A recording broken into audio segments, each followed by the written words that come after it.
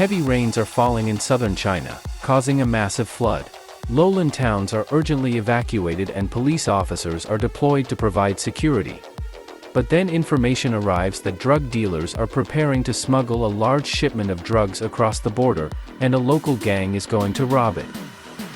A group of Chinese border guards is sent to intercept them, but the elaborate operation goes awry when a landslide comes down on the squad. To top it off, it turns out that the drug traffickers knew about the impending robbery and sent the real cargo by a completely different route.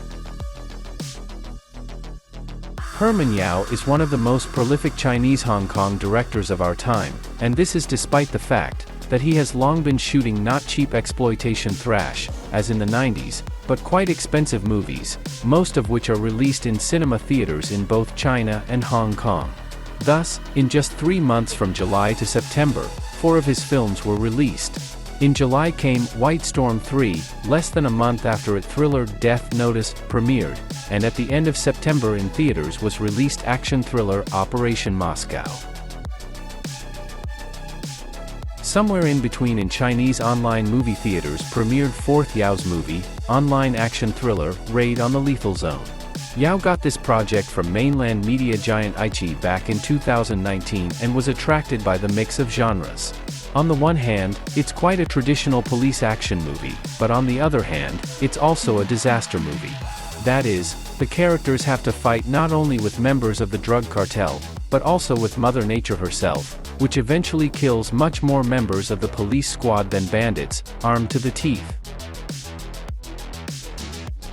This story is based on real events that took place in the late 90s, and although the screenwriters embellished or, on the contrary, disguised a lot of things, the true basis gave the movie one of its main advantages: unpredictability.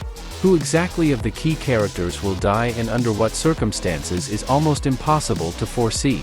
The deaths here are not always fitting into traditional Western dramaturgy. Some of the characters die even if everything around them is screaming for them to get out in one piece. This is important, because as a police action movie, Raid on the Lethal Zone looks less spectacular and exciting than it does as a disaster movie. The soldiers run through the jungle, occasionally getting into shootouts and fights with bandits, but in this respect the movie is extremely formulaic.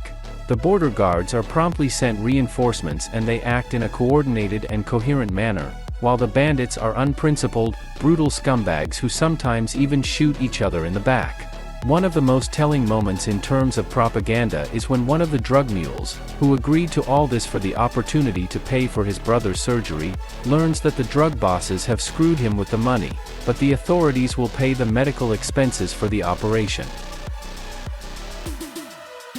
To make the movie, Yao went with his crew to the real jungle for 2 months, and later the director said that it was the most extreme shooting in his career.